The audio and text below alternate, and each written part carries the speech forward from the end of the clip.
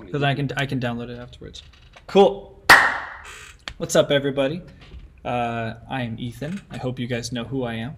I am the grandpa of the Ears Student Group. One of the original founders.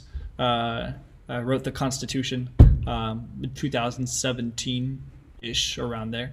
And I'm super glad, first and foremost, super proud and super glad at what this has become, because this has been the dream for like the last 4 years, is to see Ears become a group of individuals who are all wanting to learn different things that come from different backgrounds and have different skill sets, and offer it to each other in order to continue to experiment with acoustics with each other in the form of songwriting and music production, pushing the boundaries of what can be done in music production, pushing the boundaries of what it means to be a songwriter, pushing the boundaries of what it means to be a song and what it means to have an experience. That is what Ears has always been about. And every single time we have a songwriting camp or have one of these events, I'm blown away that there's a new emphasis in what, a new emphasis and a new destination that we've achieved every single time we've done it. So first of all, mad props to you guys. Second of all, mad props to Jack for making sure that this keeps running like a smoothly oiled machine, and the rest of the e-board to make sure that all of the massive visions that we've had for this club and the possibilities that it's had to become possible. Cool. Thanks for having me, guys. I hope it's cool that I talk a little bit today about vocal production, because something that can make the difference between, hey, we're having fun versus, oh shit, this is serious, is good vocals. And boy, you wouldn't understand, or actually, you may do understand how hard it is to get a good vocals. That's probably why you're here. I'm glad for you to be here, because it's actually not as hard as you think. A lot of people think it's really difficult. You know, the voice is such a complex tool, right? It's such a harmonically rich instrument, and has been explored and delved into for, hey Kristen, it's been explored and delved into for the longest time. Actually, Kristen could probably tell you a lot about how the complexities and the intricacies of vocals are, right? The human voice is such a complex instrument, right? Yup, correct. Yep. Absolutely Yep. correct. And the hard part is, exactly, and the beautiful part about that is that it can blend with a lot of things so well, and it sounds beautiful by itself. You can listen to somebody sing for a long time, you can hear a choir of people sing, and it sounds really nice and interesting. But the hard part is that when you get kind of really laser focused on it, you start to hear all the flaws. And that's where there's a couple of tricks that you can have up your sleeve to help you fix some of those commonly occurring flaws, so that way you can elevate your vocal status to be right up front in the mix, so someone can hear what you're trying to say and not be distracted by the normal subtleties and the what's it called, the wavering that the normal human voice does. So there's two things. So like I said, it's a very complex machine, your whole larynx system, because you have a built-in let's see here, a signal generator, which is inside, right, your voice box. You have a resonator, which is different on every single person, and then you have a modulator, which is why sounds sound from oh, the same generated signal can have 5 different sounds just by the way you place your throat, the way you hold your mouth, how big your nose is. Trust me on this one. And a million other different factors, right? It's that Middle Eastern style right there. The little Jewish built into the Spanish here. So, hopefully this works. Let me see here. Can I do play in window? Does that work here? Awesome. Oops. All right, I'm gonna share this screen right here. Share computer sound. Boom. Welcome to vocal production. By the way, I used to do lots of keynotes. I used to love keynotes. All right, put the grid here and see you guys' beautiful faces. And then let me grab the chat open so you guys I can see what's going on here. Yeah, so fashionable today, Kirsten. Very nice. So Kirsten got style, indeed. Proving it up right now. Cool. Let's get into it. All right, so here's what we're going to go through today. And it's going to be real fast because I want to really spend a lot of time actually showing this in action, right? So thankfully we have Giselle and Chloe who were able to, over the last week, record something for today's session. Not just for today's session, for actually a song of mine, and that I think is really cool and it's really dope. And both of their things that they wrote and recorded in the matter of a couple days sounds phenomenal. And I think it's going to be something that's a really, really cool piece when it's all said and done. And I'm excited to actually release it because, boy, I haven't released something in a long time. And this is really exciting. So in order to get to that demonstration where we can show these things in action, I want to just blast through some of these kind of like the theoretical portions of it and some of the cheat sheets. And so I can show you what it looks like in person. So today, this is what we're going to go over. We're going to talk a little bit about what vocal production is and kind of like an esoteric kind of standpoint. So the theory behind approaching vocals in your piece. Then the actual process of recording it and what affects the recording of it. Organizing it so that way you can use it most effectively in a session. Processing and effects. I'm going to give you my straight up, basically the theory of the vocal chain, right? Straight up out of the box there. No hidden secrets. Then we're going to talk which is a crucial part about mixing. Mixing vocals is probably one of the hardest things to do because I'll get to it then. I can't give you everything up front. All right, and then we're going to go to the demonstration further, right? All right, so first and foremost, here's probably my approach to vocal production, and feel free to let's discuss this. Let's see what your approach to vocal production is. For me, it's crafting vocals to provide a specific effect. I want something to happen at a certain time, and I want it to sound a certain way. I want it to enter a certain way and leave a certain way. I want it to have a sudden kind of effect or a wash over you or have some sort of, I want it to affect you in some way. And so that to me is how I can process vocals to achieve that effect. What does it mean to you? Brandon, how do you approach vocals? What does it mean to you when I say vocal production? Calling you out. Vocal production to me is everything that goes into making vocals sound the way they do in the final product. For sure. That's good. Kristen, what about you? Vocal expert. Well, for me, it's being able to best display what you can hear live through recorded audio, just so to really bring justice to the performance. Yeah. Dynamics. Yeah.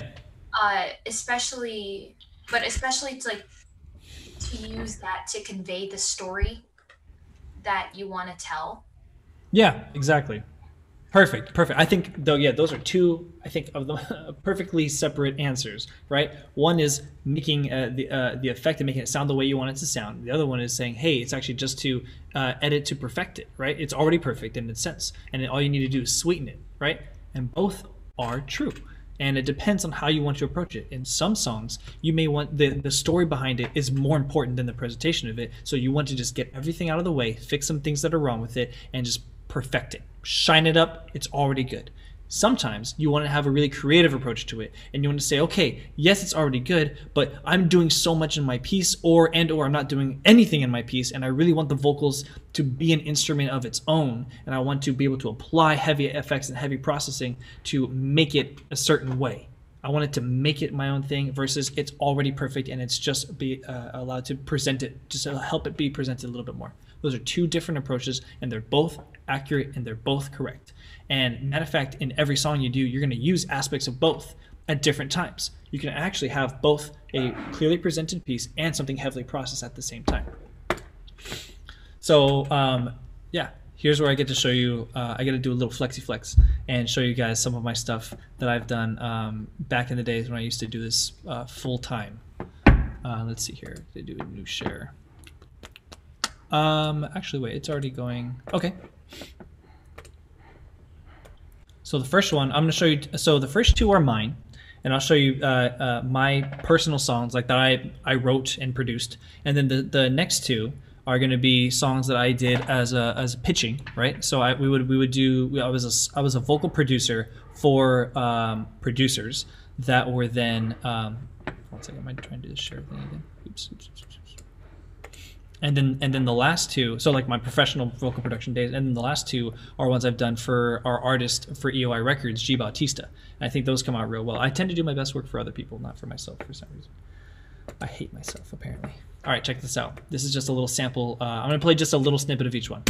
This one's called Repeat. You can hear it?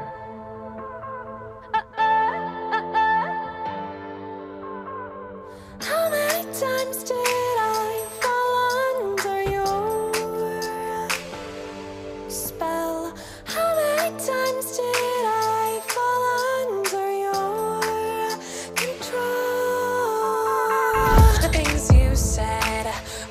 you meet him. I can't remember if I had seen him, but I'd already fallen in deep. I'm stuck on repeat. Delicious, but I'll bring you down. Oh, girl, can I take you over now? Oh, girl, can I take you over now?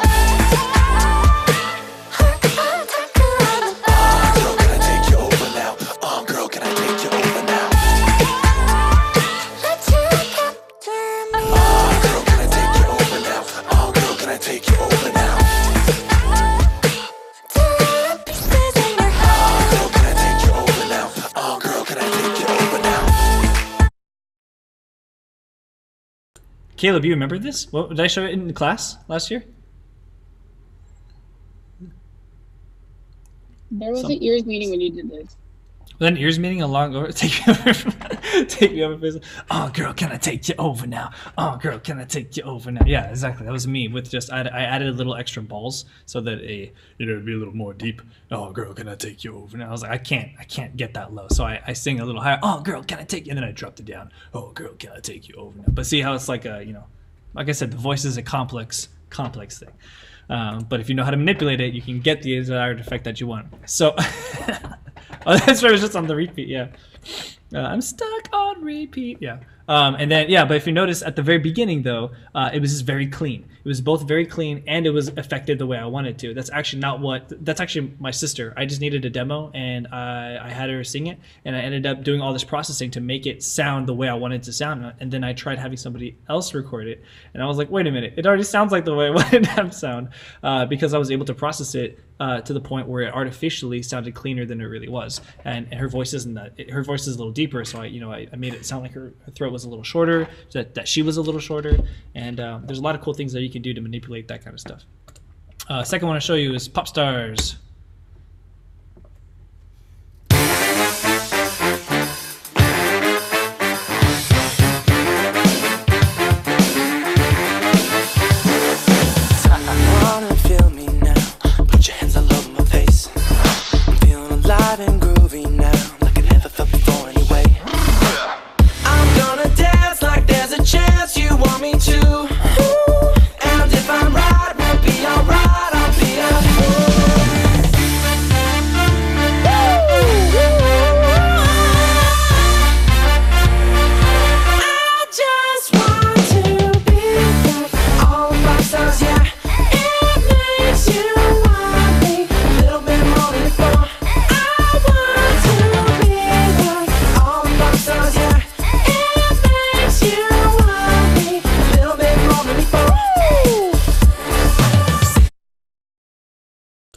Right, so you heard that that I really took away a lot of the body of his voice and just kept the high end so that way it was present, because I had horns, I had a lot of drums and bass and stuff like that, and I didn't want it sitting too deep so it was going to sound too heavy. So I took out a little bit of the extra body, not a lot of it, but just a little extra of the body to make it sound a little bit lighter, almost like he was a horn himself, right? So I wanted his voice to mesh with the horns. And then it's a little harder to hear in there, but there's that's a very conservative type of mixing standpoint where he's right in the middle, the vocals and harmony. I'll show you guys exactly what that's looking at, but there's like a conservative standpoint and there's a way to really affect it. These next two are a good example. That last song is on Spotify, isn't it? It's on. That is my one really song right now. That's the only song he has on Spotify. I love listening to that song in the car. I just like yeah. It's the only song I have anywhere. Thank you, Jack. I appreciate it. Man. Yeah, check it out, guys. See, this is the problem. I have to match that, and I never feel like I'm gonna match one like those. But it's called Pop Stars. Check it out. I guess so. Pop Stars, Ethan Castro. That's me. Anyway, but yeah. So these next two are a great example of when somebody came to me for specifically vocal production. So recording, writing, production, making the demo for this thing. And so this first one, it's my favorite. It's got some great lines. It's got a lot of cussing in it, and it's rather derogatory, but it's a good jam. So I apologize on behalf we a feminist group here, but all right, here's personal. Yeah. I'm a savage motherfucker, I know. Narcos. I got bitches on my voicemail talking crazy, acting like I owe them, that's amazing. I don't even know you, girl. You sound like you got some issues. You should probably find someone to talk to. Lately I've been living kinda reckless. Please don't take all this as disrespectful. I'ma say I love her, then move right on to another girl. Don't take it personal. Don't take it personal. I don't mean to hurt you, but you know I got work to do. I'm a savage motherfucker, I know. I'm a savage motherfucker, I don't fuck with nobody. If you got a body, you could get it shoddy. No, I ain't a lover, that's more like a hobby. I just get this paper, that's the only option. I've been racking up the bodies, sleeping good, clean conscience. If you get it, you deserved it. Done dealing with the nonsense. I've been working so the time pays. I've been trapping so the crime pays. Never seen nobody keep up, so I gotta do it my way. Right, so that one, again, these two are demos, right? So these are designed to be pitched. They're not designed to be final projects. They're designed to be good enough to pitch to an artist, a much bigger artist who would probably just take the song, re-record it, and do it with their own stuff. So the point is that it wasn't supposed to be 100% perfect, but the idea is that it's still supposed to sound good enough for the artist to be able to have a good idea of what it sounds like with the full-fledged mixing and stuff like that, right? So, you know, yeah, I didn't go and tune every single little, you know, thing in there, and we just kind of slap auto-tune, and they love when you just slap a hard auto-tune on there. I'm more of a fan of like a fast but subtle auto-tune, but they like a kind of like that T-Pain. I was like, oh. What anyway? But the point is that when it's all done, said and done, it should sound pretty boppy. But yeah, but you could clearly hear the doubles. No processing, it just presented right there next to it. It wasn't overwhelming, and it wasn't too hard to hear. You could hear the doubles. Everything was presented. It wasn't hard to hear anything, but nothing was overwhelming. And that to me is, I think, was a good mix that I did. And then this one is really cool. This one's really crafty, right? So again, I'm showing you kind of like one conservative and then one really crafted, right? So that one was a conservative one. So this one's pretty crafty, right? Called Favorite Distraction.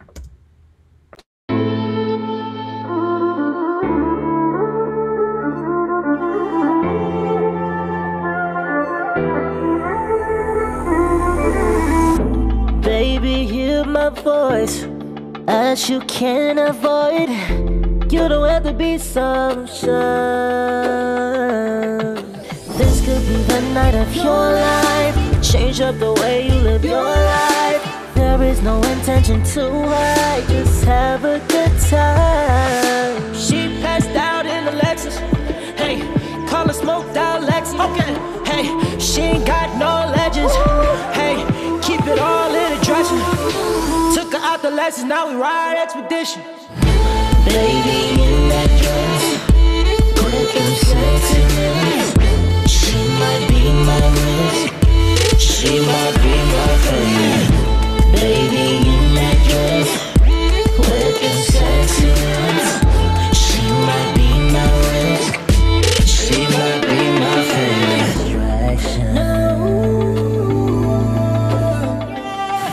Distraction. Favorite distraction. Favorite distraction. Favorite distraction.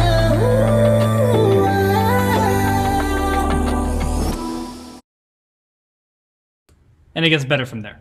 But yeah, you see what you can do when you can automate that kind of stuff and do filters. Yeah, so that's what I'm saying. It was a really crafted way of doing it. And like I said, we still use some of the same processes, right? It was clean, but at the same time, we were able to use some creative effects, like really underneath it. At the very beginning, I don't know if you heard this, like that dude was like. And then I like distorted him and I cranked him up and I added some sub bass generators and just all this other stuff to make it like this really. Here, I don't know if. Listen to it one more time. The very beginning. You gotta check that out.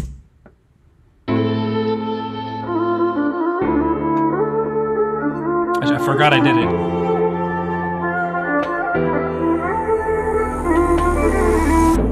Babe. You hear that? That's the voice. That was his voice. But it was, well, not the growl. He actually like sang it, and then we just pitched it down like 3 octaves. Yeah. Okay. So I have these last two, but I think you guys get the point, right? You get what you can do with the other two. I checked these out on Spotify. G Bautista, Private Dancer, and G Bautista, Something Real.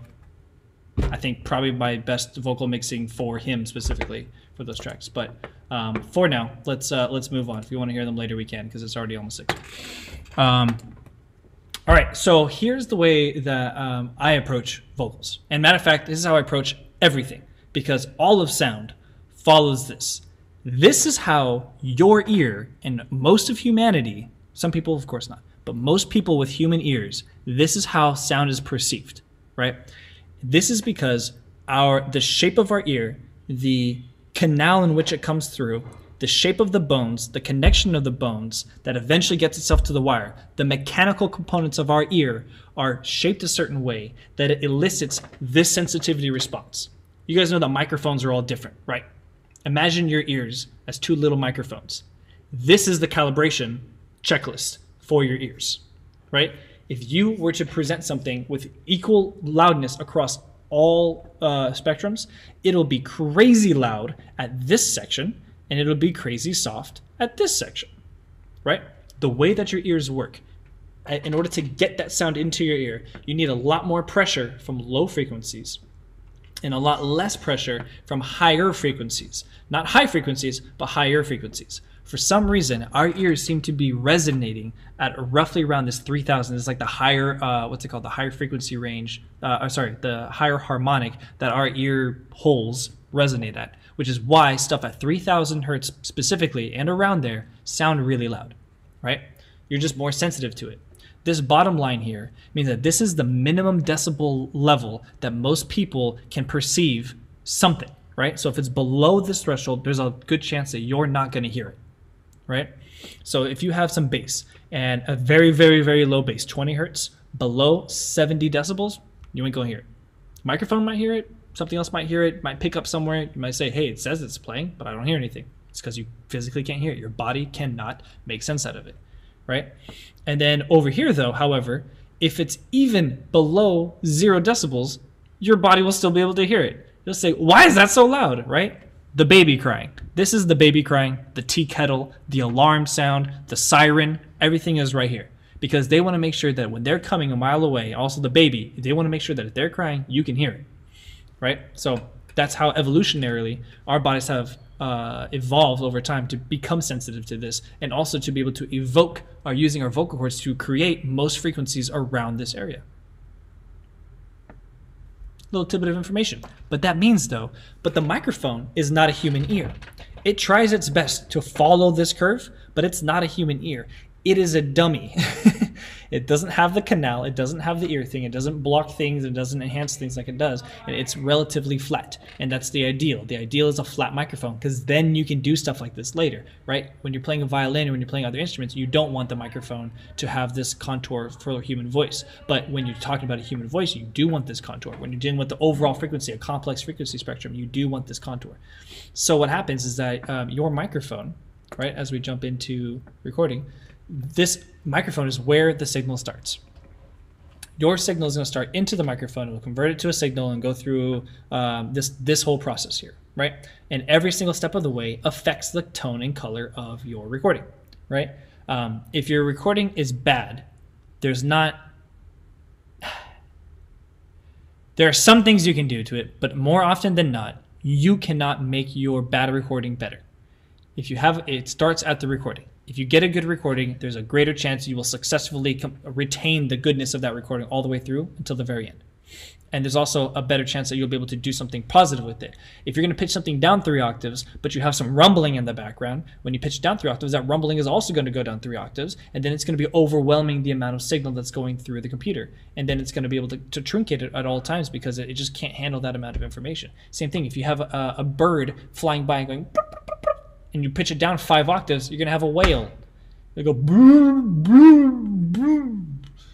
And this, again, it's going to be too much information for the computer to handle. So anyway, that's the most important part. Making sure there's nothing else in the background. Making sure you're in a clean area. No reverb, no reverb, no halls. Like right now, I'm in a place that has it's a very big, a lot of hard surfaces. It's a really bad recording environment here. Something like this will be able to help reflect some of the extra stuff that's going to come in here, but it's not going to do everything. I need to have something that's behind me to be able to absorb some of the frequencies that are going back outside of my mouth and capture most of the stuff that's going in here. Do you guys know the difference between I should have said dynamic, not cardioid. My apologies. A dynamic versus a condenser microphone. What's the difference?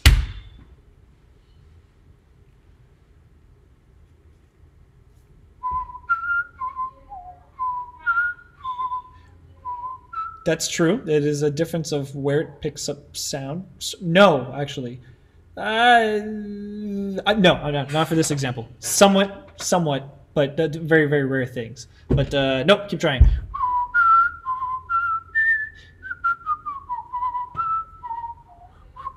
Too late. Okay, dynamic versus condenser microphones. It is to do with how it picks up sound. Not quite the diaphragm. The diaphragm, you can have a large diaphragm a dynamic microphone, and you can have a large diaphragm condenser microphone. The difference is how the actual plate inside, or the eardrum inside the microphone works. In a dynamic microphone, it's a heavier disc. It's a little metal disc, right? That has some weight to it, that when air moves it, it's delicate and it moves back and forth, and it creates a signal. It's a very faint signal, but it's a signal nonetheless. Hi, honey. Huh? Sure? You want to say hi to everybody?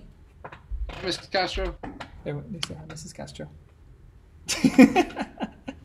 They're all muted, but they're all saying hi. Do you see them? What are you working on? I'm giving a presentation right now. On what? On vocal production. Yeah. Okay. Bye, honey. Love you. Love you too. Little metal disc inside the microphone. Aww. So metal disc inside the microphone. Like for example, Brandon. But can you show your microphone up to everybody? Yeah, what's that? Sorry.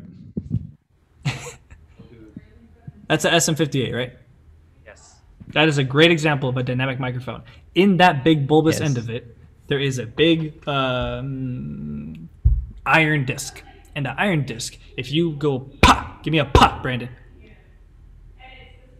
Oh, it completely cut that out. Okay, that was brilliant software encoding there.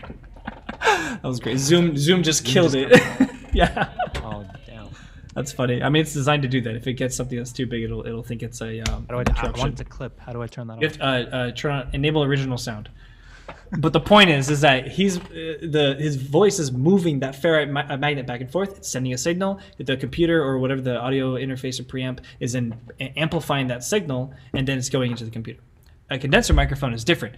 The microphone itself has a little mini tiny amplifier into it because it's providing a little tiny signal to a very delicate, like almost foil type diaphragm. So think of the one that Brandon's holding as a kind of like a magnet, right? A big ferrite magnet. You guys can see those, right? Big thick ones that you like to play with that pick up a bunch of stuff. And then imagine a very tiny piece of foil. That's kind of what's the difference on the inside of the dynamic versus a condenser. The condenser, though, and because it's so tiny, even the static electricity in the air will cause it to stick to one side of the microphone. So it needs to give a little charge to be able to equalize itself so it stays delicately balanced in between two plates. And then when you push air, the slightest amount of air will make it delicate. Will make it bounce back and forth. And by doing that, it generates a signal, and because it has the little amplification, it has a stronger signal into it, which means it could output a line level signal if it's given enough power. Do you guys know what that kind of power is called to be able to help condenser microphones work? Phantom power? Phantom power, that's right. Danny Phantom power. Just kidding, just phantom power. What it does, typically illustrated by the plus 48 volt sign. Sorry, I'm getting too much into this. I got to get going. But anyway, there's large diaphragms like a Audio-Technica, and then there's small diaphragms like a pencil microphone, like mine. Mine is a small diaphragm pencil microphone. But the other ones that you see in studios, those are big, large diaphragm microphones. The ones that are about that big. So small diaphragm, large diaphragm, like about a half dollar. The microphone is great, but over the years, microphones have more or less been able to do the same thing. So then the coloration then comes into your interface, which may have its own preamp and its own converters. Converters have really become not important nowadays because even a cheap little sound card can provide the same converter rate and format and characteristics as a really high-end one at the same sample rate. But high-end ones that do higher-end sample rate conversion can really make a difference in how it colors your sound. Believe it or not, the way it calculates a number can actually affect your sound, because if you think about it, the sound going into the computer is a number, and the way it truncates that number can dictate how the sound comes out. But that's less you have to worry about now, more when you worry about when you go to Capitol Records. The preamp, though, is going to do it, because most of your interfaces that you're using, I'm betting you, have a gain knob, right? Does your interface have a little knob that allows you to turn up your microphone, right? Brandon says yes. Sean says yes. Jack says yes. Kirsten, he looks confused. Cameron says yes. Your microphone, when you plug it into this interface, does that, unless you have a USB microphone.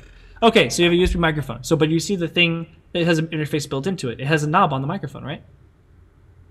Exactly. So your microphone is built into your interface, and or your interface is built into your microphone, which means that that's your preamp. You can't change it. Hopefully it's good. It sounds like it's good, so it's probably fine. But you can change your preamp, and different types of preamps, whether they have tubes or solid states, can change the way that the sound comes through. That is a whole thing of physics that I fell in love with, and I would love to dive into that more later, but it's crazy. Wish it didn't have a non-working old interface. Cameron. Hey, sometimes those are good. Those vintage preamps and vintage what's it called, mixing consoles sound really good. People will go out and find an old ass vintage mixing console just so they can plug in a microphone into it and have that that EQ or that gain stage thing on the old vintage thing. Somebody gave me a this thing from like the 70s. Nothing on there is digital. It's all this old analog thing. Thing sounds the best signal chain I've ever heard in my life. It sounds like shit. So all the like really high end of the microphone gets cut off by like all the shitty signal pathways that have degraded over time, and it just comes out warm. Go figure. Whatever works, right? And then of course the final thing that happens is how your computer translates the numbers. Formats, bit depth, sample rate. Give me a type of format. Even better, give me a type of compressed format of audio. MP3, perfect. What was the successor to MP3? MP4. Actually, yes. Specifically, Wave is uncompressed, not a compressed. But MP4 specifically has different codecs, right? So MP4 is the one that's the audio and video, but there you can extract the codec from MP4 and it becomes M4A. And that's MP4 audio, M4A. That is the new MP3. So if you're still using MP3, you outdated by 20 years, bruh. Get on the M4A train. It's okay. No one else does. Yeah, absolutely. Okay, it's a Mac. LOL. So, okay, but now thanks for opening that train, Cameron. No, there's no MP5 yet. What is a type of uncompressed format? Wave is one. What's another type of uncompressed format? FLAC is a semi-compressed, but technically it is uncompressed. AAF, Apple Interchange format, now switched to audio interchange format. Perfect. File format, FF. Yeah, exactly. AAC is the compressed version of the Apple Interchange file format. So if AIFF is the uncompressed, AAC is Apple's version of compressed. So AAC is basically Apple's version of MP3, and then the AIF is Apple's version of Wave. Apple. It's actually cool because they actually cut down each of those in half. So if an MP3 is 3 megabytes, the AAC with the same quality is 60 to 70% the same size. If a WAV file is 60 megabytes, then the AIFF is 28 to 30 megabytes. Apple. Don't know what they do, but it's dope. Okay, let's talk about organizing your vocals, right? So say you got your microphone, you got your interface, and you jump into it, and you say, great, I've recorded my entire song. Now, how do I give it to my mixing engineer, or how do I get it into my program and get it to get going, right? You gotta have these three elements. Every mixing engineer, compressed is always better than uncompressed. If you have it compressed already, there's less you can do to it because there's less data to multiply stuff by, right? When you're doing convolution, reverbs, and EQ and stuff like that, you have, you're multiplying the signal by an impulse. And if you have less of the variable to multiply, you get less of a result as a result. Does that make sense? When it's uncompressed, it's an open canvas where you can go through it and even go individual samples or individual frequencies of that frequency range and take it out. What a compressed thing does is saying, hey, if I'm not using any bass at this section, I'm not going to include any bass over here. So it's actually not the real signal. It's an approximation of the total harmonic content of that moment. So if you have a song that's actually really chill and it has a lot of silence in it, then your MP3 will actually be really small. But if you have a wave of the same thing, it's going to give you an exact all frequencies all the time, the entire time over. Really? Chloe, that's awesome. I love that. I would love to know. I'm sorry. I hope it makes sense. Oops, sorry. I hope it makes sense, and I hope it's consistent with what you're being taught. The rest of this probably won't be. But anyway, everything's done, everything's in, and you need to organize it and give it to your mixing engineer. You need to have 3 different sets of files. You need to have all of your lead vocals put together. Vox is short for vocals. You need to have all of your harmony vocals put together, and your doubles. Doubles, I'll get to explaining exactly what each one of these are in a minute, but this is what you need to have them, or this is what you need to think of, right? These are the 3 functions of vocals in most modern popular music pieces, right? So the stuff you're making for your songwriting camp, if you basically say, okay, I'm going to go in there and I'm going to throw down the lead vocals. Cameron Diaz, can you handle doing some harmonies? And then Giselle, give me some doubles, right? So Kirsten's going to go through, she's going to lay down the lead. Giselle's going to do the doubles right afterwards. And then Cameron's going to spend a couple days in figuring out all these different harmonies to be able to stack up the sides. You can easily do that. You can split it up, and that's a good way to be able to go about it. Matter of fact, that actually would sound pretty dope. And those are called stems, right? When you go to a mixing engineer, the mixing engineer is going to say, hey, give me the stems, right? So give me the things that are functionally different so that I can arrange them in the sonic space of the piece, right? That goes way more into mixing. We won't get into too much of that, but when someone says they need stems, they're going to expect more or less them separated into these 3 categories. Here's my definition of each one of them. The lead vox is anything that has to deal functionally with what you want the center of attention for your audience, right? The lead verse, the hook, the pre, whatever you want to call it. You could have it called the lead baboon, the lead orangutan, and the lead silverback. Don't care what you call it. The problem is that if that's the most upfront thing revolving the vocals in your piece, that's a lead. The double is anything that's not the lead, but it mirrors it, but it's functionally a support track. So say you have your lead, it's right up in there. You can have a double that's doing the same thing, but it's gonna be mixed behind it. And that's for a good reason, because in certain sections, you want it to sound like there's a lot of power behind your voice, and you want to have multiple versions of you singing the same line as if a chorus was singing it, right? But imagine if you could control the performance of every single person in a chorus, in a choir, right? If you could be multiplied 7,000 times and harmonize with yourself, wouldn't you try to do that?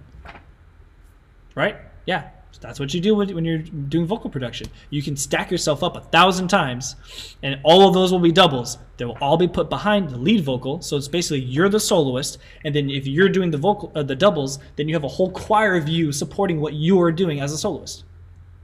Isn't that nice? It's like the biggest ego trip you could possibly ever ask for, and every single singer loves it. Right, Kirsten? Yeah, exactly. And then the harmonies, I think, are actually the most fun, because this is where you can really let your music theory shine.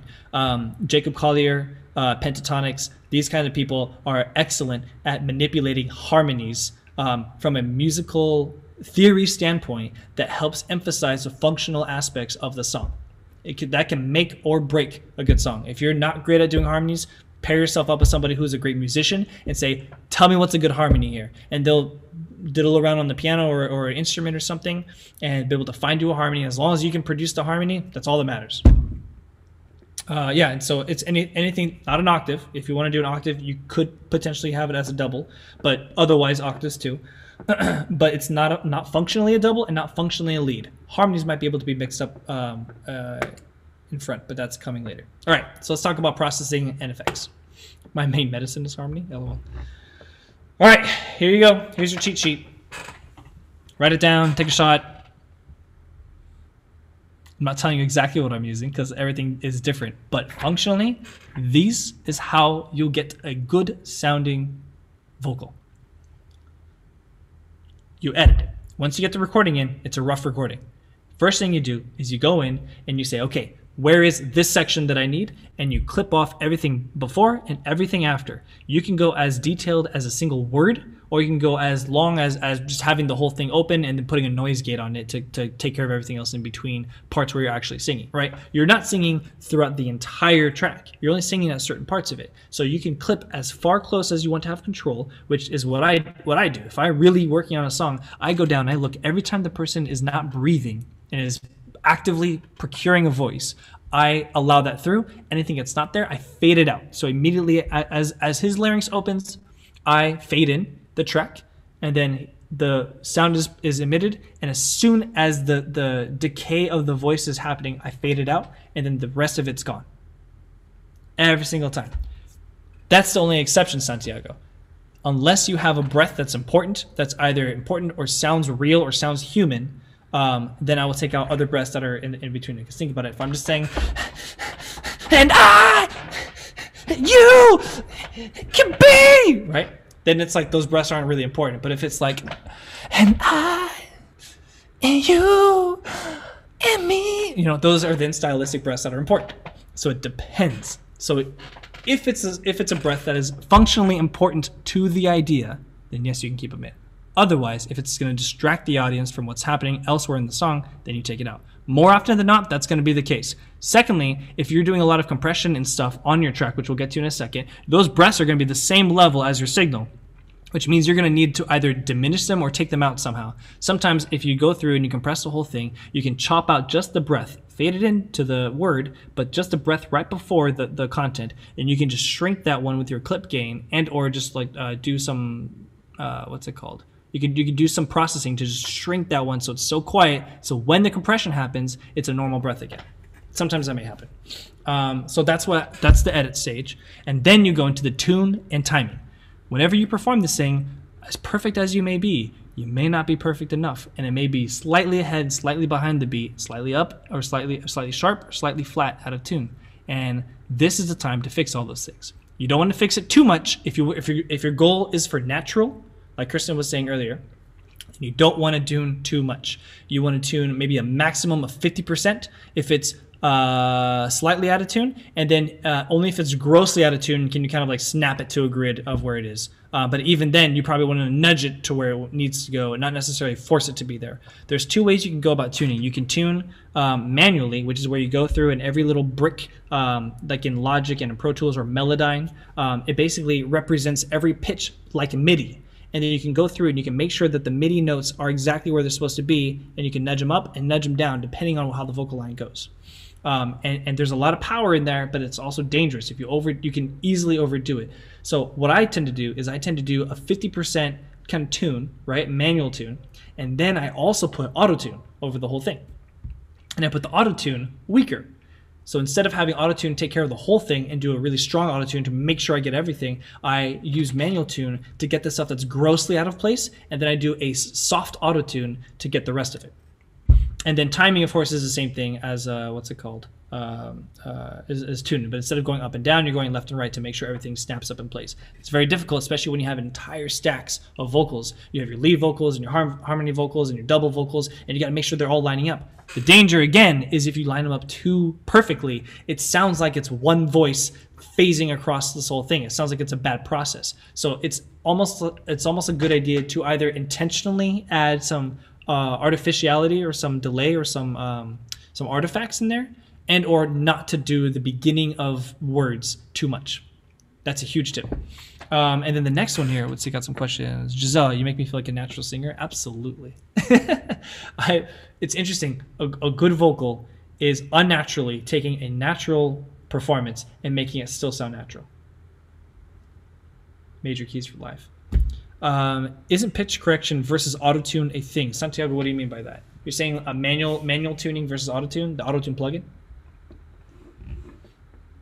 Yeah, so again, manual tuning, what it does is that it analyzes the track. Yeah, it analyzes the track and it provides you the MIDI of where it assumes the note is, right? Where the foundational part of your note should be. Then you can go through and step by step, you can choose to artificially move those notes to new notes, or you can correct them to where the notes should be, and or you can ignore all that completely. In Auto-Tune is a plugin that it real-time analyzes what's coming in, fixes it, and then dumps it right back out.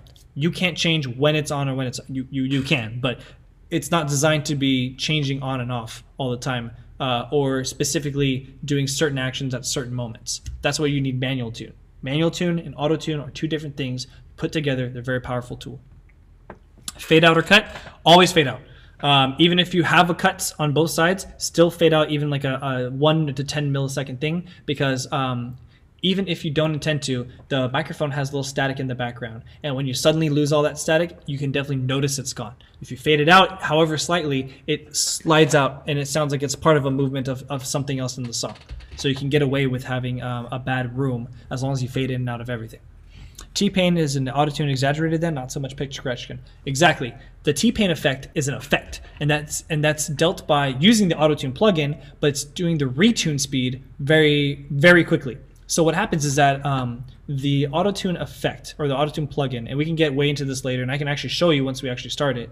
But basically, there's a speed of how fast it'll start to correct the note, right?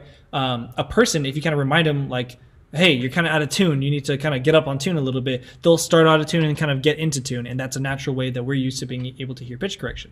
And so that's a slow retune speed, right? A very fast retune speed is artificially saying, as soon as you make a note, hey, that's wrong, fix it, and then trying to fix it at the same time. That's what gives the auto-tune or the T-Pain feeling. I can show you that once we open up the demonstration.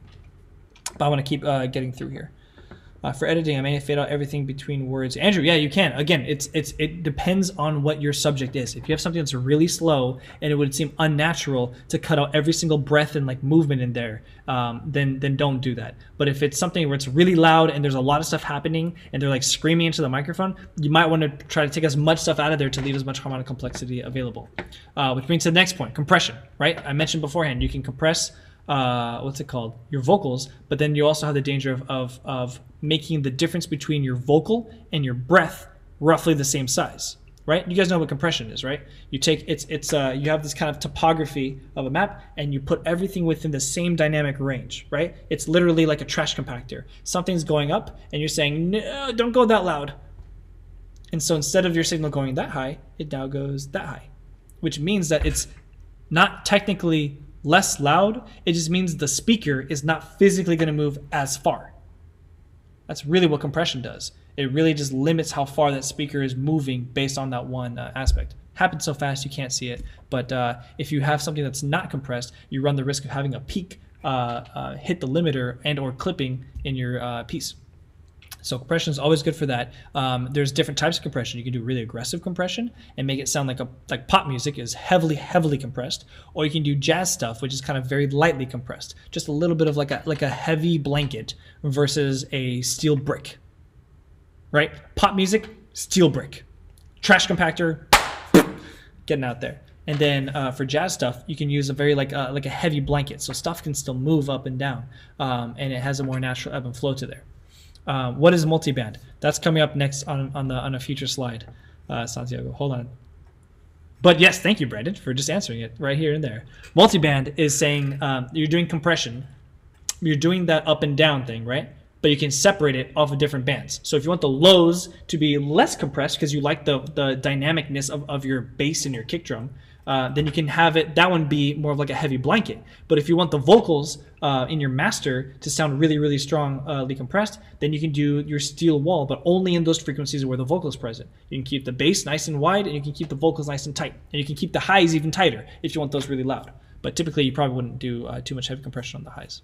But yeah, we'll get to exactly how that works. But don't try to use it as an EQ, which is what the next thing is, right? After your compression, you have basically a more controlled, let's say like a sausage, right? It's a bumpy sausage, right? And what you're going to do with EQ is massage the rest of the bumps out of the sausage. I'll show you how we do that in the demonstration as well. But yeah, so that's how you do it, right? You get the raw stuff in there, and you time it to make sure it's getting in at the right time. You compress it into your little sausage patty, and then you massage the rest of the lumps out of the sausage. Brandon, I'm not going to say that on video, but I will show you. Here are my go-to effects for any time, for basically almost every single one of the things that I've worked on. I've used some combination of these effects. Echo and reverb is pretty much a given on most, if not all, tracks. Not always, but most, if not all. because they're so widely variable. You can have a very short echo called a slapback, where basically it's like, hey, hey, hey, hey, hey, hey, hey, slapback, right? Or you can have something that's really long, hey, hey, hey, hey, hey, hey, hey, hey. That's a stereo, or like a beat in stereo. It can happen differently on different channels. One can be delayed further on the right than the left, and vice versa, and then you can have them cross-talk to each other. And then the same thing with reverb. You can have a really small reverb that sounds like a room. It could be like this, hey, hey, hey, right? And you can have something that's a huge hall or a chamber, right? Sounds like that. So because of that, a good rule of thumb that I have is that I always have echo, I always have reverb, but it depends how much and how intense that reverb and echo is. Filter and distortion. Filter can be like an EQ. You know, like at the beginning of a song that sounds like it's coming, like that. That's a huge filter. That's a filtering effect. And it works really well if you have like an effect where you want someone to come in, like this big thing. I just wanna know what's in your name. Something like that, right? What's the difference between echo and delay? Nothing. Echo is a type of delay.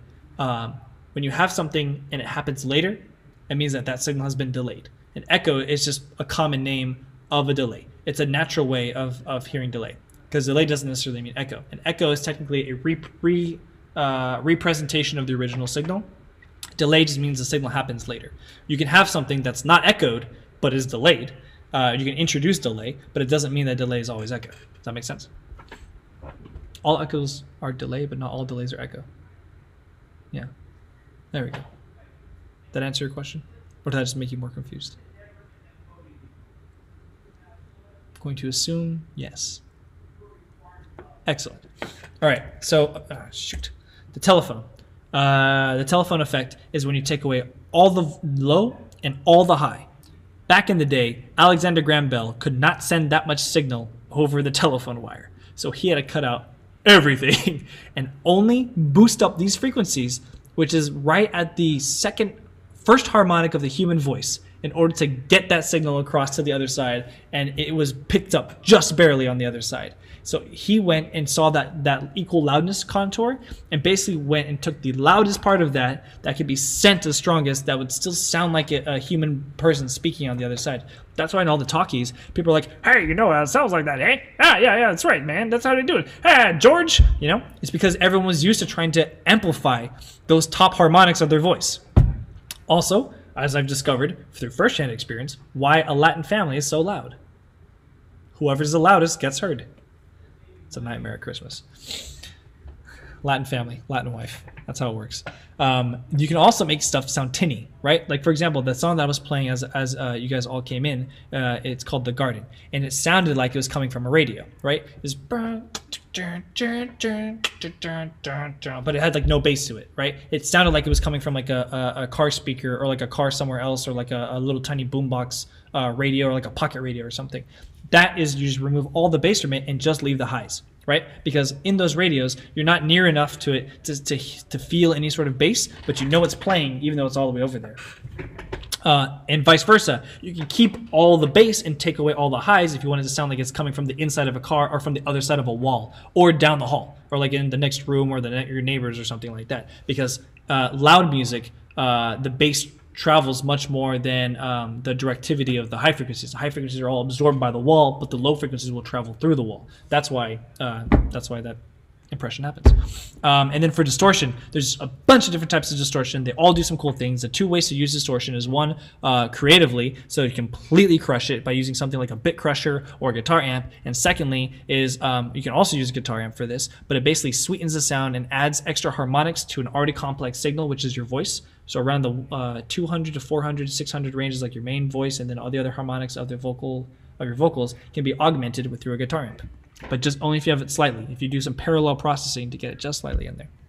And then, of course, these kind of big sounds, like I played in that song Favorite Distraction, that went back and forth on all around. It was like whirling and swirling and stuff like that, right? That, because I added a lot of, I added doublers, I added chorus, and I had a little bit of a phaser and a flanger. And that gives it that kind of thing. That's a phaser. Again, I can show you that more when we get to the demonstration of it. Great. Last topic, mixing, right? So now you have your well-recorded, well-edited, well-processed, solid stems ready to go. What do you do with them? Where do you put them? You're not doing it right. First and foremost, whatever you think is wrong. Look at how it works. So here's exactly where, at least in my experience, this is not a one-size-fits-all thing for sure, but this is a one-size-fits-most. And if you want to do something special and specific, then you can likely still fit it within the same mixing spectra, even though you have it doing something weird inside one of these buses, right? Do you guys remember earlier on there's 3 stems, right? Your lead stem, your double stem, and your harmony stems, right? Cool. I kept them in the same colors. This is the right, this is the left. This would be most up front, this would be most in the back, right? So this would be harder to hear, this is up front, easier to hear. So your lead vocal is presented right in the middle, right in front. 0 decibels, decreased, unity gain, it's there.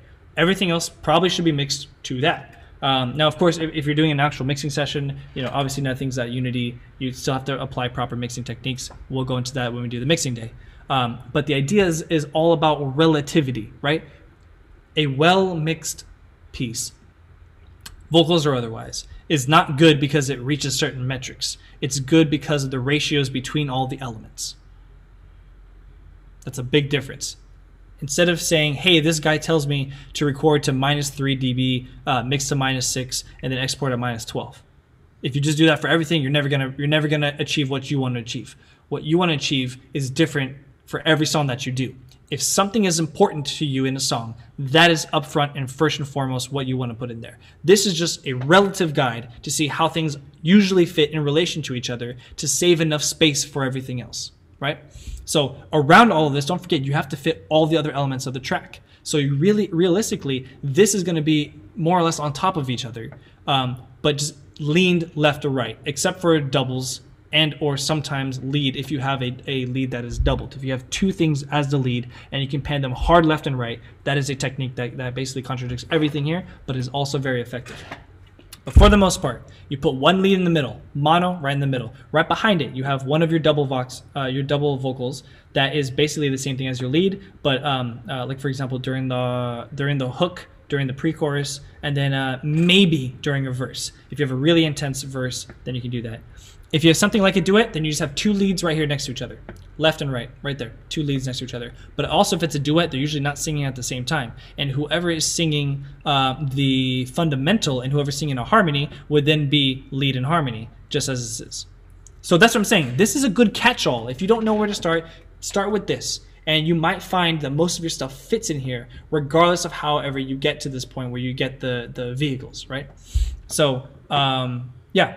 So there you go, lead, you got your kind of upfront double, you have a really far in the back double, which may be something wild, right? This could be your ad-libs, this could be your like for example, if it was like, do, do, do, do, do, do, right? You can have your lead there, do, do, do, and your double's like, do, do, do, and then double behind it is like, doing something crazy, sorry. Yeah. Nuts. It can be completely nuts because the whole point is it's so far back that you're only going to hear a little semblance of it, not the full thing, right? I was saying, what the fuck just happened? Sorry, I'm teaching over here. Okay. And then the other thing that's really fun is you can take this lead and you can process it to make it sound like a double, and you can split it both sides, put 1 double all the way left, hard left, and then double hard right. You could do that. You don't have to, but you can. That's what I was explaining earlier. Yeah, and so all of these, everything in blue would go under 1 bus. And all of those things would go to 1 bus, and that bus can be controllable. All of those doubles will be able to go up and down in relation to each other. All these harmonies, right? Your entire stacks of harmonies left, and all of your stacks of harmonies are going to be on the right. And what's it called? They all fit together. But the most important thing is that these fit in relationship to each other. And relationship to each, but how's a better way to describe that? When you're done mixing your project, you will have a bus of your lead vocals, all of your lead vocals in your project, all of your double vocals, and all of your harmony vocals. And you can easily have them, your lead, what's it called? Fader, and your double and your harmony faders be in a relationship to each other. It's not making sense. It's not making sense. I just have to show you. Let's show you. Okay.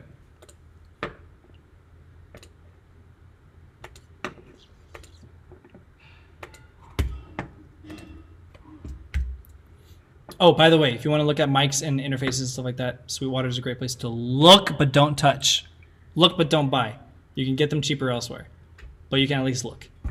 And or sometimes there's deals and stuff elsewhere too. But if you want to get a bunch of new stuff, you can go to Sweetwater. All right, let's open up. Oh, don't look at that. That's illegal. Oh, don't look at this either. Oh, don't look at this either. Oh, don't get closer. Get out of here. Forget Kirsten. I'm ignoring you. All right. So here we go. Let's open up last. So, okay, so just as a quick heads up, this is going to take a while. I plan on doing at least a little bit of work for today. I know we have an open mic at 7. So at 7 o'clock, we'll kind of wrap up where we are at the moment. But I wanted to do at least a couple demonstrations first. And then you are welcome to... No, I'll end it at 7, so that way you guys all go to the open mic, and then we can jump into a mixing session next week to watch the rest of the mixing. Sounds good? I don't want to keep anybody away from the open mic, and also I should probably focus on the other work that I need to do too. Yeah. Cool. All right. So here's my session, my production session. It looks like I might have lost something here, so let's see what I lost.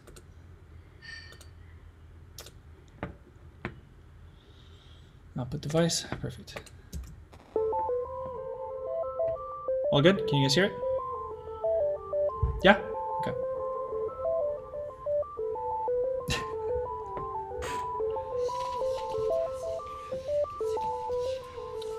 And so right now, all I have are demo vocals from Giselle. But Giselle and Chloe gave me some beautiful vocals that we're going to put right here and throughout the most of this entirety.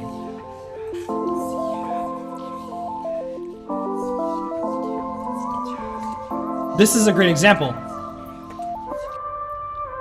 This is a vocal.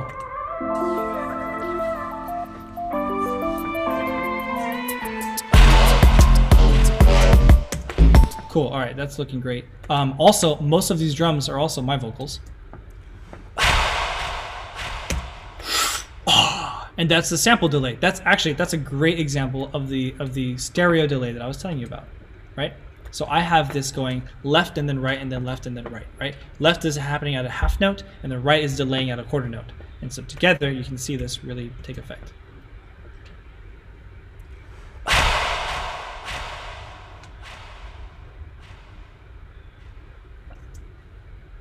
Right? So that is using both a pitch shifter, the stereo delay, and a Hall effect. Yep, a Hall by taking a whole bunch of stuff. Using vocals and making it sound like real drums is a normal thing. Not usually.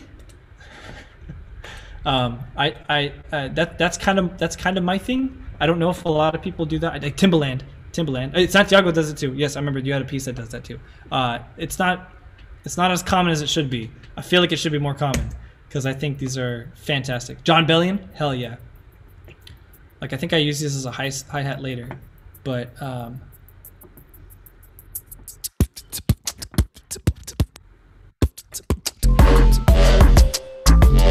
AJR too, yeah. Yeah, I really love beatbox stuff because especially when you can do the rest of the stuff around it. Like for example,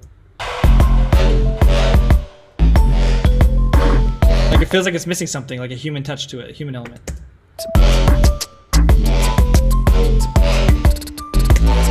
Yeah, I love using my vocals as it. But the important thing here is to look at what I was given. So I was given Giselle's vocal. This is when we first wrote the song a long time ago, right? So we have look at our signal chain. Signal chain starts with tune, then it goes to noise gate to take away, I guess, something else that must have happened in between the breaths. I pitched it up and down at the same time. And then I added distortion to give it like a guitar amp effect.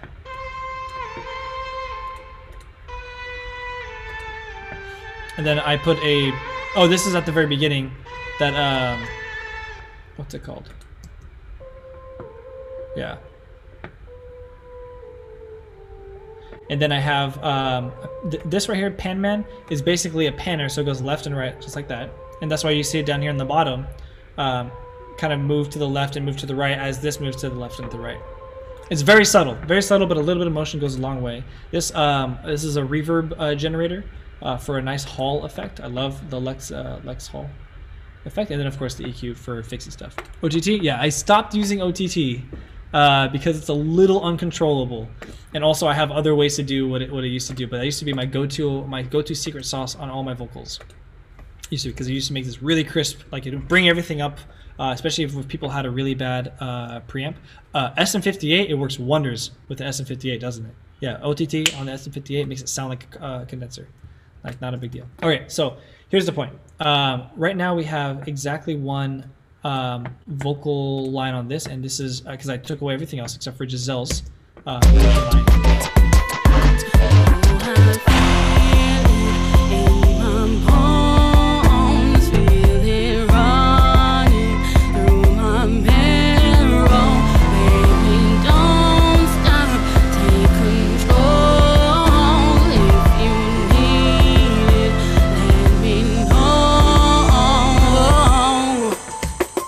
Beautiful. It's not designed to make vocals better necessarily. OTT stands for over the top. Wait, did someone say explain plugins or explain OTT? Which one? Both, my good sir. Both. Okay, plugins are, think of them as formulas. Does that work? Does a math thing work? Okay, so think of it. You have a stream of numbers coming through, right? And then basically, it's a formula that processes all the numbers as they come through, transforming them out the other side. That's a plugin. It's literally what's happening. There we go, algorithm. Yeah, like an algorithm, right? And each one does a little something different, especially the way it's designed and how it approaches stuff, right? Some stuff holds it like a delay and then releases it later, like a delay. Some stuff takes it and extrapolates a whole space around it, like a reverb. Some stuff filters it, so that way as it's coming through, it'll filter these things out as it comes through to you. And then other stuff can take the signal and multiply it by itself and spread it out so it makes it sound wider. Depending on how the algorithm is designed, there's 1.5 million different ways to do 1.5 million different types of effects. So when you see these types of things, these are all different types of plugins that do all different types of things. But you'll see more commonly used plugins more often than not. And that's a good indicator of like, hey, that's probably something good that I need to get, and or say, hey, I need to save up for something like that. Autotune, I would save up. OTT, free. And look, I use them in the same plugin chain. So it just depends. It depends how you use it. It depends what you use it for. Something that's free may be the most invaluable thing in your arsenal. Which for me, it's not OTT, but it's younger brother, the Dimension Expander. This oh, do I not have it here? Oh, it needs to be on a double track. Anyway, but there's Dimension Expander. It's perfect. For me, I swear by iZotope plugins. Those are paid plugins, so you don't have to get those, but I swear by them. And then also for production and effect stuff, I swear by the Sound Toys, which they have an academic bundle for $250 for basically everything they have, and it makes the most amazing sound effects that you can have. Not just like amazing as in weird, but amazing as in like you get what you're looking for faster. And that when you're dealing with making 5-6 projects a week and or processing a dozen vocals a week or something like that, like I used to, every minute, every hour counted. I didn't want to sit there spending time poking around, having to make my own presets and stuff. I just needed something to work faster. iZotope doesn't work with GarageBand? Oh, really? I thought they could do I tried to plugins download now. a plugin the other day, and then it said the system's not compatible or whatever. No, I'm I sorry. don't know, it was sad. That Okay. might be an update thing. Yeah, maybe. Not even. I mean, yeah, but it's like it's. We'll have to see. We'll have to see.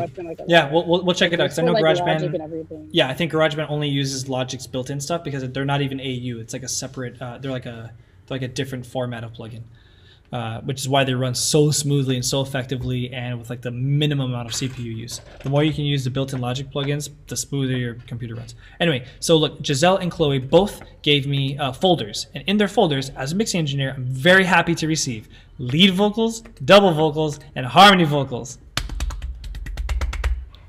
And then for Chloe, who gave me a rap, she has her rap vocals, which is her lead, right? And the ad-libs, which are basically the background doubles. And that's all that needs on a rap, right? Different things for different stuff. But perfect organization. I am so happy. And the fact that they also did this and they exported them from the beginning up until the point where they're done is perfect, right? Because all I have to do, check this out. Instead of having to guess where stuff goes and say, hey, did you mean to put it here or did you mean to put it here? I can just do this.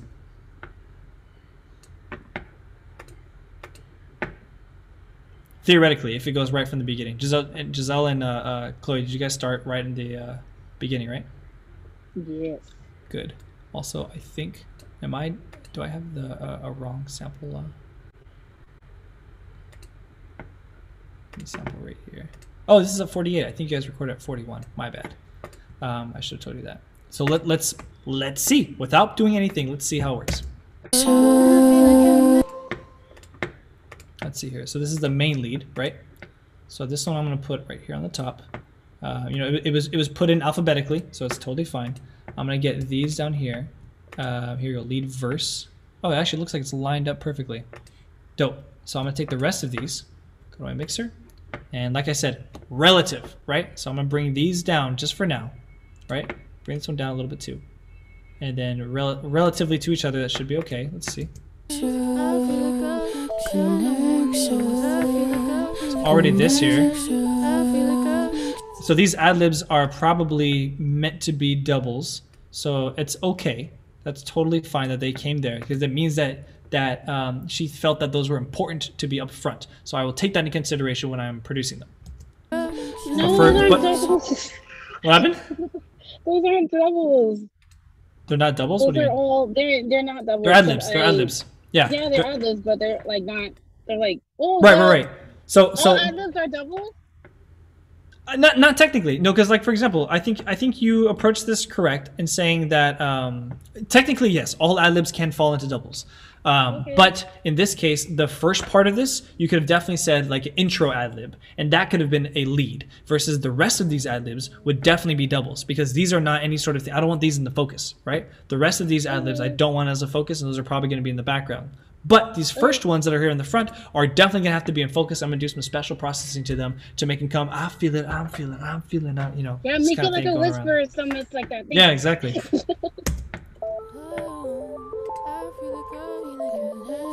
like that. So already you can tell like it's going to be a cool thing to be able to have them go around. So that'd be cool. In order to get that right, it'll take some experimentation. So I'm not going to do that right now to get the entire stuff back and forth. But you can see that even just by splitting them left and right already sounded good. I think that's what I'm going to do with those. But the important thing that I want to start with, though, is the lead vocal. I'm trying to get to that lead vocal so I can start with there. Everything's going to be relative to that.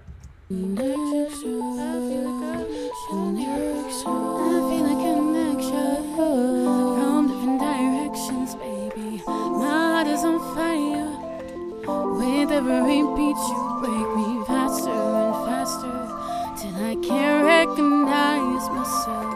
But with you, I was always meant to be somebody. You promised everything, so give me everything. Cool, dope. Okay, so already in there, I heard that it was very dynamic, which is great, right? But that does mean that if I want to have the soft parts to be as loud as the loud parts, I'm gonna need to put some compressor. I definitely need to throw a tune on this.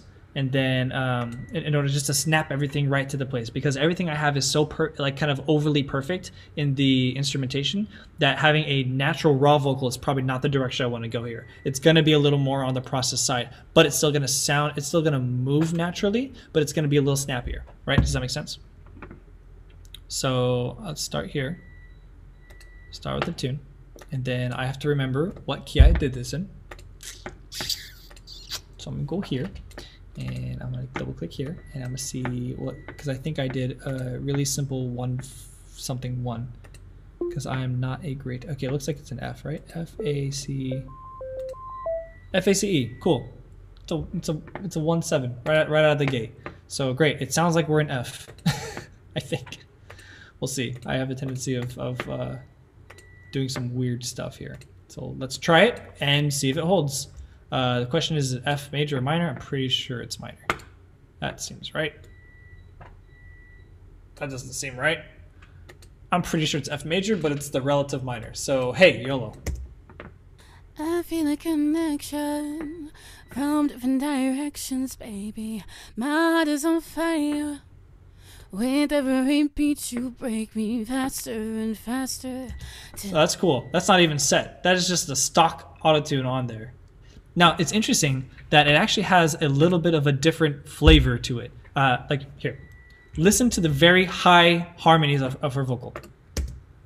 I feel a connection from different directions, baby. My heart is on fire. With every beat, you break me. Did you hear it like distort just a tiny bit in the high end? Just a little bit, right? Like you wouldn't tell if there was other stuff happening there.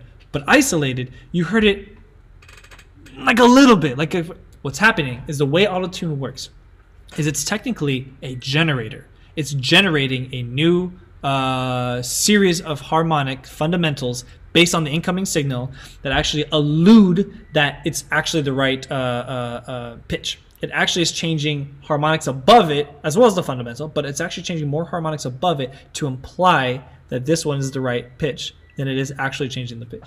So it's actually generating new stuff on top of it, but it can't go above what's already existing. So it's basically trying to match that thing. It's crazy. Yeah, this is why I'm in Edison research. I think this stuff is just so fascinating of how it approaches changing sound and stuff. So, all right. So let's see. These are more or less my good settings here. This is kind of a fast retune speed, but you shouldn't be able to notice it at all now. I feel a connection from different directions, baby. My heart is on fire. With every beat, you break me faster and faster till I can't recognize myself. But with you, I was always meant to be somebody else. Nice. That sounds pretty slick. So that's a litmus test. If you can throw autotune on it and it's fine, that's a good recording. That's a good ass recording. Giselle, that's a good ass recording. Congratulations on your good ass recording. Thank you so much. Which makes this next part all the easier, right? Here's the thing. This is why I love iZotope.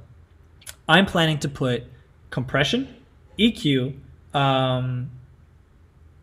another compressor, and possibly like a sonic sculptor kind of thing. And so that's going to be 7 different plugins that I'm kind of ended up doing here. Or I can do a plugin suite like iZotope's Nectar, where it has the ability to have, again, a pitch thing, but I'm not going to use that. I'm using the auto-tune because it's superior. And it has an EQ compressor, another compressor, a de-esser, and some other things that I would otherwise do. And even further, instead of me throwing the plugins on and going to maximum, minimum, middle, which is always the way you approach an experimentation with a signal, that's this, right? You go too hot, you go too cold, and then you kind of find your way down to the middle, which is the setting that you want. Instead of doing that, they have trained this on hundreds of thousands of hours of music, popular and otherwise, to be able to identify exactly how other mixing engineers get to their final destination. And while it's not exactly what I would do in every given situation, it's a great ballpark to start in, and it saves me an hour of experimentation every single time. That was fine. I feel a connection from different directions, baby. My heart is on fire. With every beat, you break me faster and faster till I can't recognize myself. But with you, I was always meant to be somebody else. From different directions, baby, my heart is on fire. With every beat, you break me faster and faster till I can't recognize myself. Okay, so there's still some issues that... Hi, honey. Okay, we're going to be done in about 8 minutes here. Love you. No, not at all.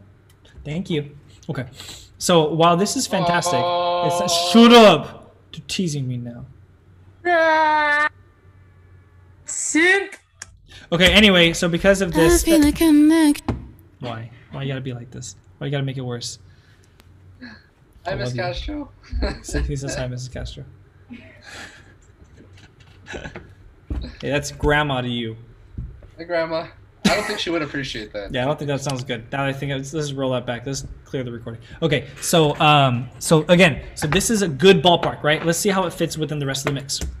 I feel a connection from different directions, baby. My heart is on fire. With every beat you break me faster and faster, till I can't recognize myself. But with you, I was always meant to be somebody.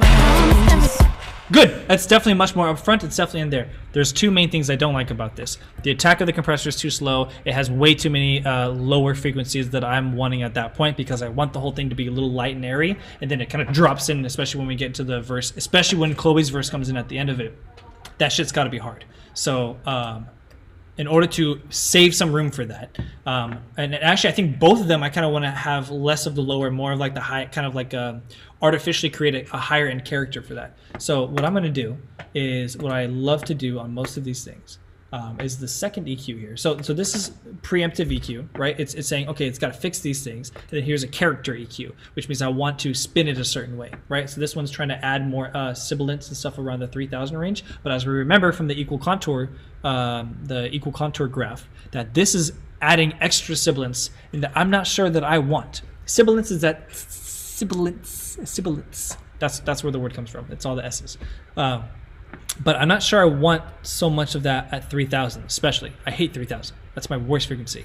Like if I could kill a frequency, it would be those frequencies right there. It's just pain. I don't hear it. I don't really hear audio. I feel it, and it just feels like pain. Come at me. So all right, I'm gonna actually dip right there at 3.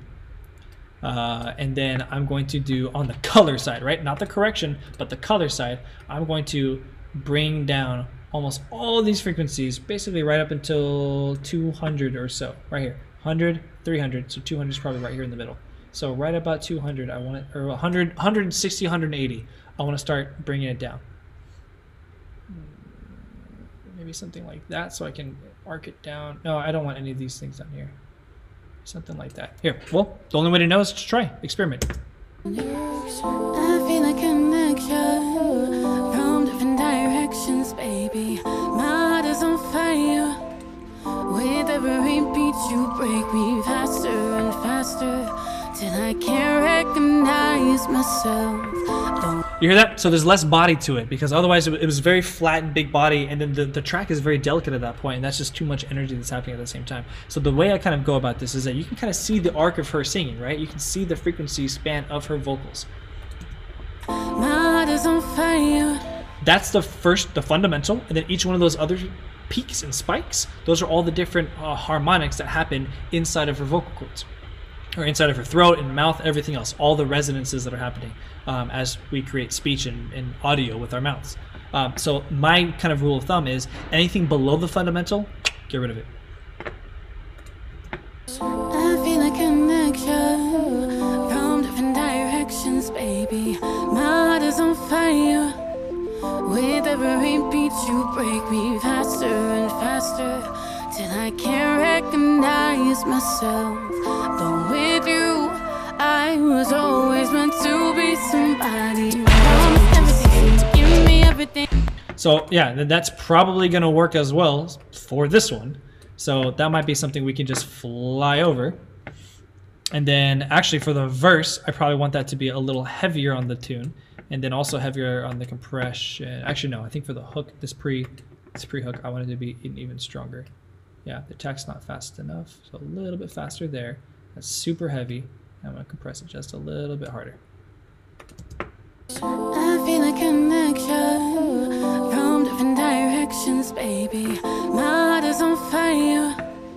With every beat you break me faster and faster, till I can't recognize myself.